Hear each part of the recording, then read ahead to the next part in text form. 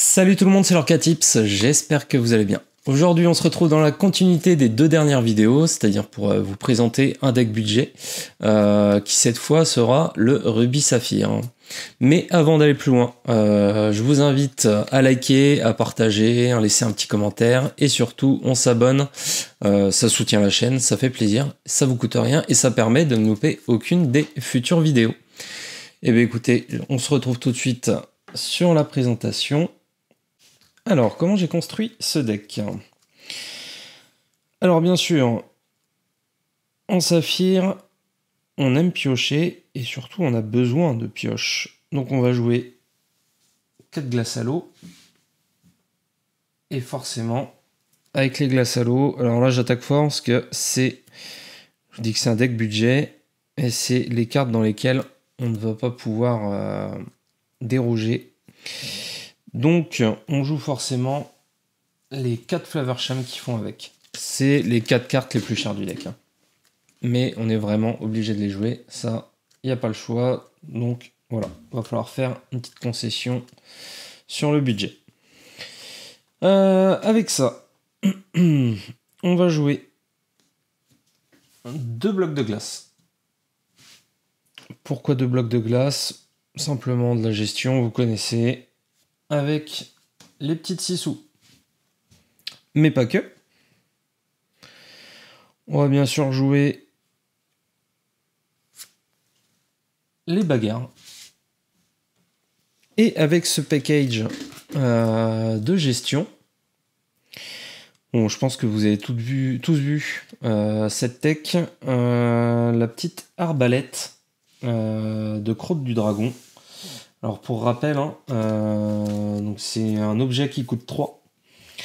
Et soit pour 2, vous l'engagez et vous donnez -2 à un adversaire pour le reste du tour. C'est-à-dire qu'avec un bagarre, vous pouvez aller taper des créatures qui ont du coup à la base jusque 4 de force. Ouais, c'est ça, 4 de force. Et avec les 6 sous, des personnages qui ont jusqu'à 3 de force. Donc ça fait un paquet de personnages à gérer. Donc on s'en prive pas, c'est vraiment sympa. Hop, ça va. Avec les blocs de glace. Si on trouve pas ces 6 sous et ces bagarres en tour 2, on a des Pégases qui permettent notamment d'aller chercher les Diablos. C'est clairement contre cette carte-là qu'on joue ça. Contre les decks qui jouent les Daisy, on va avoir envie de jouer les Gaston. Ça les défie, ça les bannit en un tour. Donc c'est très fort. Hop, alors je vais tout de suite retirer.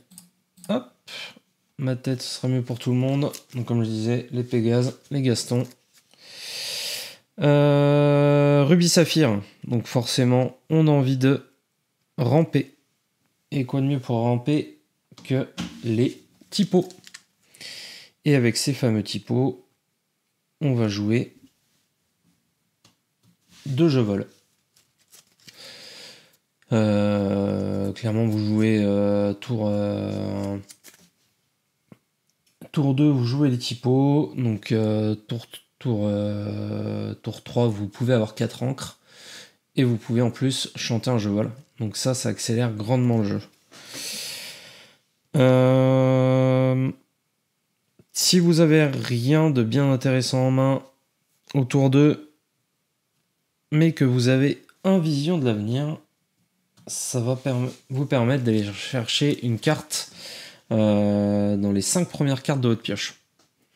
Donc ça, c'est très très fort. Si vous avez besoin, par exemple, d'aller chercher un Flavorsham, voilà, vous êtes quasi sûr de le trouver. Si vous ne l'avez pas eu au début du jeu. Enfin, dans votre main de départ. Ensuite, pour finir les tours 2, on va jouer 2 cachez-vous. Alors pour rappel, les cachez-vous, ça permet de choisir un lieu ou un objet de l'adversaire et de le mettre dans sa réserve d'encre. Donc clairement, pour les gérer, que ce soit les sous-fétiches ou les châteaux de l'arène, c'est excellent. Ça ne coûte que 2. On ne s'en prive pas. Alors ensuite, pour freiner un petit peu les decks aggro, mais pas que les decks aggro, on va jouer les Aladins qui font perdre un éclat de l'or à chaque adversaire. Et avec ça, on va pas se priver, hein. On va jouer les altérations 5-5, 2 de l'or, qui permettent à chaque fois qu'on bannit un personnage adverse de gagner 2 de l'or et d'en faire perdre 2 à l'adversaire. Donc ça fait un delta de 4. Ça, c'est clairement une carte très très forte. Donc dans un deck budget, on ne s'en prive pas. Alors, en rampe, normalement, sur ce deck, on joue les plumes en forme d'arête. Je sais pas si vous êtes allé voir les prix. Ça va être compliqué de jouer ça sur un deck budget. Donc à la place, on va jouer 2 grands dragons de pierre. Donc pour rappel, ça va vous permettre d'ancrer des personnages de votre défausse. Donc des cartes qui sont clairement mortes, inutilisables normalement. Et ça va vous faire ramper vraiment très fort, parce qu'il y a beaucoup de petites créatures au final, hein, quand on regarde. Entre les Sissou, les Pégases, les Gastons, les petits Aladins, les typos, je sais plus si je l'ai dit. Voilà, ça fait beaucoup de petites cartes que l'on peut ancrer. Donc ça, c'est vraiment très fort. Pareil, on s'en prive pas. Ensuite, tour 4.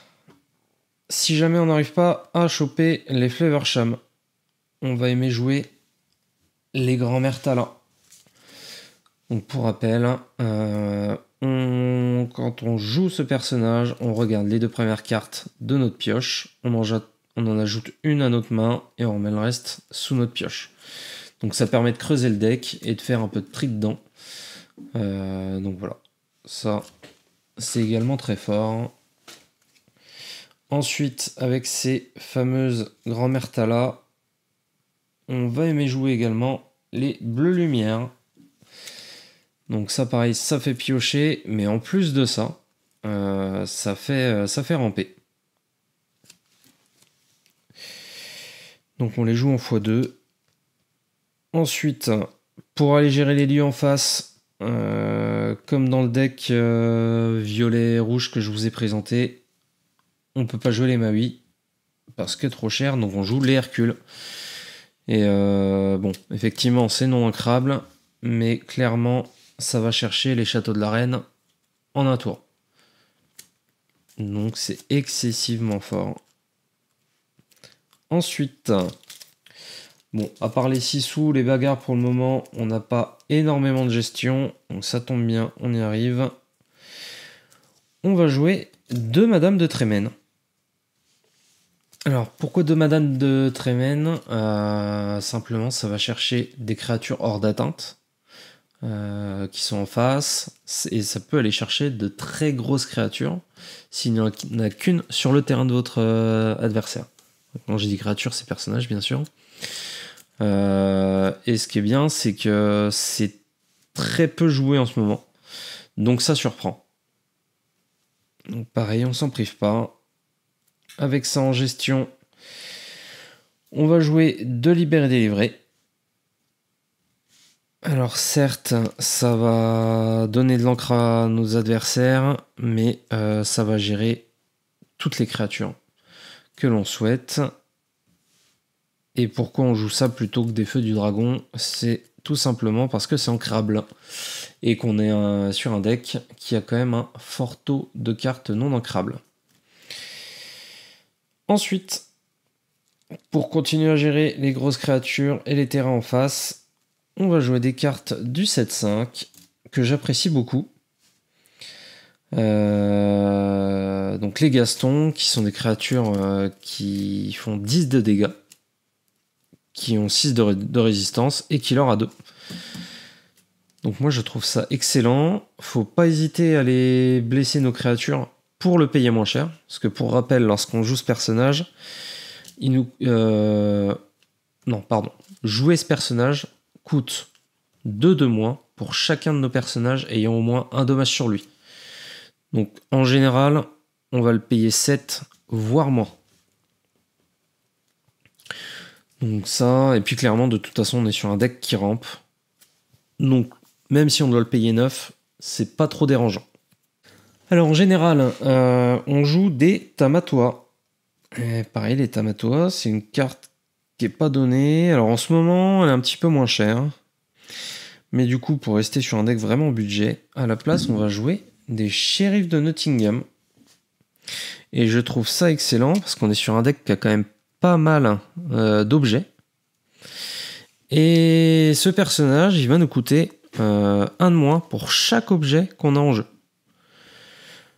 Donc ça peut être une créature qui va nous coûter 6, 5, 4, voire 3 d'encre au final. Quand ça tombe au bon moment, bien sûr. Mais c'est très très fort, parce que ça l'aura 4. Ça a 9 de résistance, 5 de volonté. Donc on est sur les mêmes stats, voire un peu plus que Tamatoa. Donc ça c'est vraiment excellent. Ensuite, pour les decks miroir, enfin miroir méta j'entends, on va aimer jouer le Manoir de Picsou, qui est actuellement, si je dis pas de bêtises, le lieu avec le plus de points de vie. Et en plus, il rapporte 2 de l'or par tour. Donc ça, pareil, quand vous sentez le soyez prête, c'est très très fort à jouer. Ça va toujours embêter l'adversaire. Et on va arriver sur des cartes qu'on n'a pas forcément l'habitude de voir. Notamment 2. Enfin, une en 2 exemplaires. Alors, je vais vous présenter la première. Si on arrive à la toucher... C'est vraiment rigolo. L'atelier de Maurice, ça va vous faire piocher énormément. Pour rappel, chaque fois que vous avez que vous jouez un autre objet, on peut payer 1 pour piocher une carte. Si je dis pas de bêtises, on est sur un deck qui comporte 12 objets. Donc, ça peut vraiment beaucoup faire piocher. Et du coup... Dernière carte que je voulais vous présenter, ça vient compléter les Shérifs de Nottingham et remplacer nos fameux Tamatoa. Cette carte, je vais vous la montrer parce que je suis pas sûr qu'il y ait beaucoup de personnes qui la connaissent. Hop, c'est le sac de voyage de Merlin. Pour 5 non ancrables.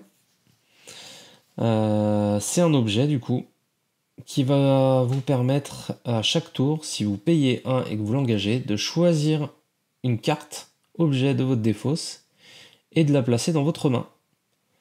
Donc ça, clairement, pour aller remonter toutes vos glaces à l'eau,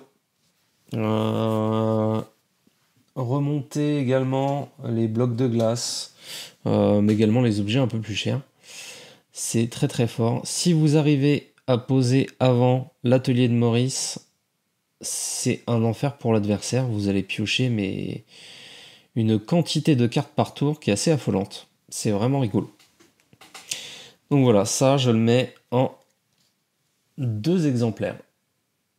Alors clairement on n'en a pas besoin de 2 sur le terrain, mais c'est pour être à peu près sûr de la piocher et de pouvoir remonter des objets pour les faire manger à Fleuversham.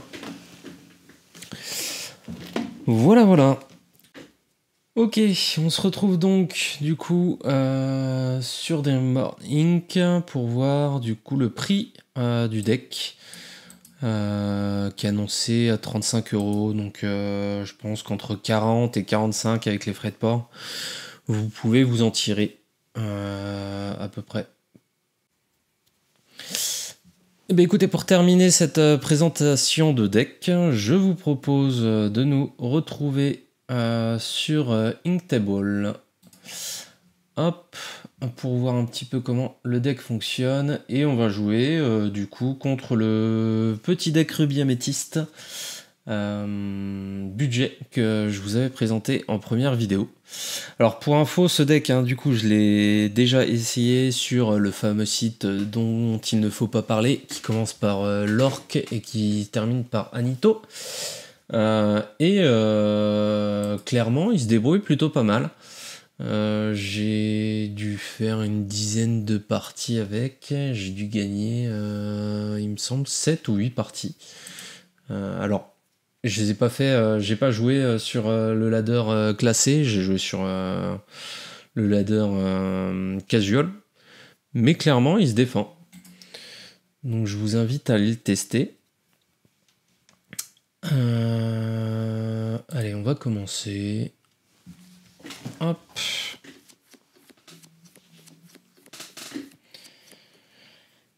Et on va regarder ce qu'on a. Alors, ça, c'est pas pour tout de suite. On a ça, ok. Ça, on n'en veut pas tout de suite. On n'en veut pas tout de suite. Ouais, on a beaucoup de non ancrables en main, là. Donc, on va juste garder... Est-ce que je garde ça? Ça fera une encre. On ne veut pas l'utiliser tout de suite. Je vais garder ça. On va passer en x2. Et qu'est-ce qu'on a eu? Bon, c'est pas foufou.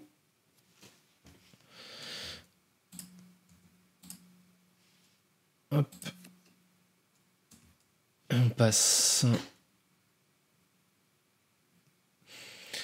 Alors, on nous propose un Tchernabog. Ok. On est très loin du Aladdin, donc on va l'ancrer. Et on va jouer du coup. Hop. Un petit One Jump Ahead. C'est je vole. Et on va du coup en mettre peut-être. Je sais pas si on peut mettre en français. Bon, c'est pas grave. Alors, il a joué un Tchernabog sur Tchernabog, ok.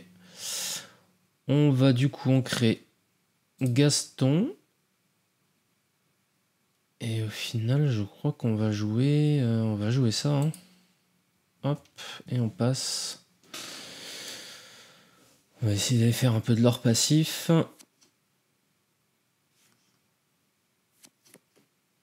Ouf, il a beaucoup de cartes en main.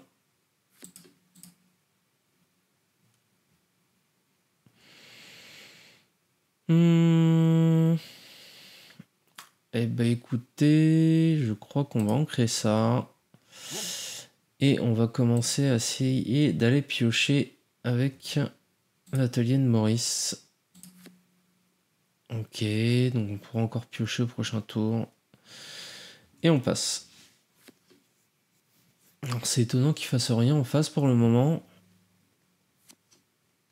Parce que là on est en train de grappiller du lore tranquillement quand même.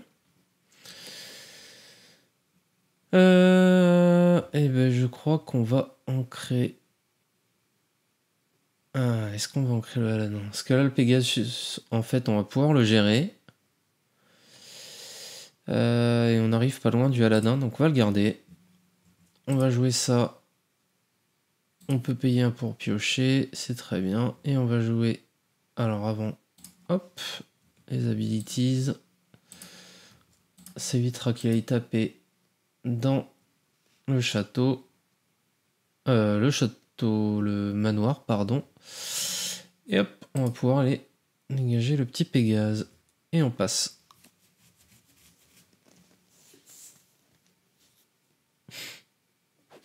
Ok.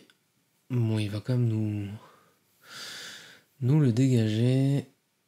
Ah, ça c'est très bien. Parce que du coup, on va pouvoir aller piocher un petit peu. Je pense que je vais ancrer le typo et je vais jouer le Pegasus pour aller trade Hercule au prochain tour. Hop, on peut quest. Et on passe.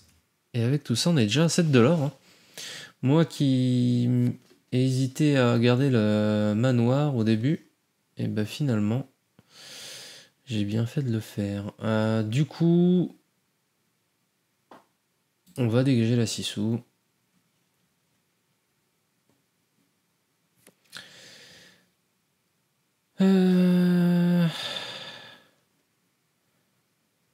Pourquoi il nous a pas trade? Comment ça se fait qu'il a... il y a quelque chose que j'ai pas compris. Ah, il l'a utilisé pour chanter. Ok. Ouais, bon, c'est bizarre. On voit que c'est le PC qui joue. On va commencer par trade le Hercule, du coup. On va quest avec le Flavorsham. On va retirer un ice block. Ça, c'est bien. Et je pense qu'on va jouer ça. Hein. Hop, on va aller chercher. Est-ce qu'on voudrait pas encore un peu de pioche? Et en même temps de la gestion. Quoique de la pioche avec le Flavorsham, on a largement assez. Non, on va prendre de la gestion. Hop. Et il nous reste 3. Il nous reste 3. On peut le gérer tout de suite. Hop. Comme ça, on peut garder le manoir sur le board. Et on va jouer le brawl sur la Dolores. Et on passe.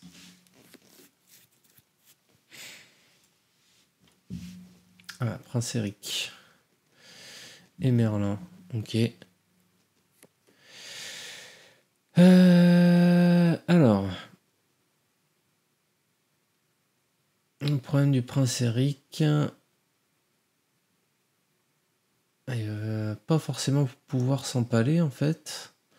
Si je pars juste avec Flavorsham. On va déjà voir ce que nous propose Flavorsham. Ok.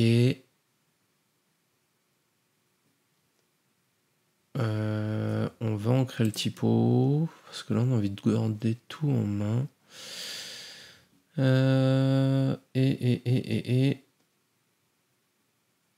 Moi je pense...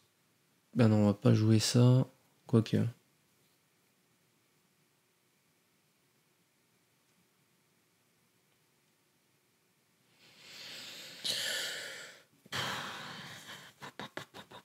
On va jouer ça. Hop, allez, on passe. Ok. Hop, ça c'est pas grave. Ah, il s'est remonté des cartes pour piocher.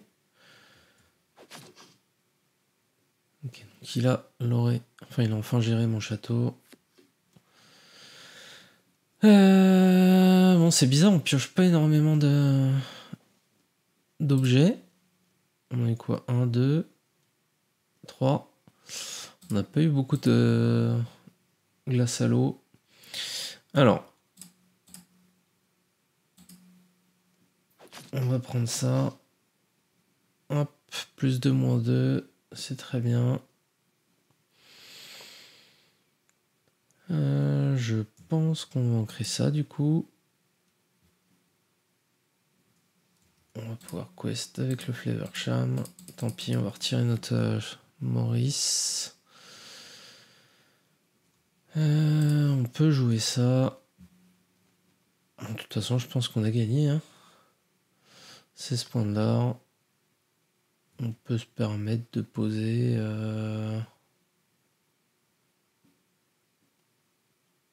On peut se permettre de poser ça. Hop.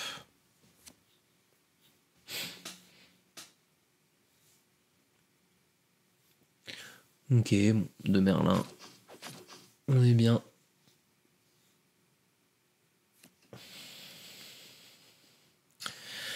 Bon, hop. On peut poser ça. On quest. Bon, j'aurais pas pu vous montrer la mécanique de pioche. C'est assez dommage parce que d'ailleurs il y avait la fameuse carte que je vous ai présentée à la fin qui aurait été très forte pour remonter tous les objets là. Mais bon, je vous laisserai tester par vous-même du coup.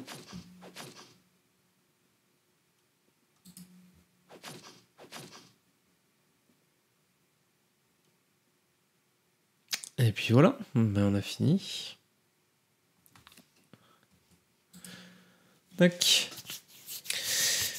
Eh bien écoutez, j'espère que la vidéo vous a plu. Je vous mets le petit lien du deck en description. Et si jamais ça vous intéresse, c'est un deck que j'ai monté avec des doubles. Donc je vais le mettre en vente sur Vinted, je pense. Je l'avais déjà fait pour le première présentation de deck de Ruby Améthyste. Et le deck a été acheté. Donc si jamais ça vous intéresse, n'hésitez pas. Alors il sera peut-être pas à dispo à la sortie de la vidéo, mais n'hésitez pas à checker les commentaires d'ici 1 ou 2 jours.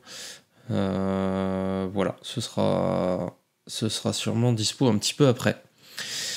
Eh bien écoutez, si la vidéo vous a plu, je vous le rappelle, n'oubliez pas le petit like, on s'abonne pour ne pas louper la suite, et je vous dis à très bientôt dans une future vidéo. Salut tout le monde!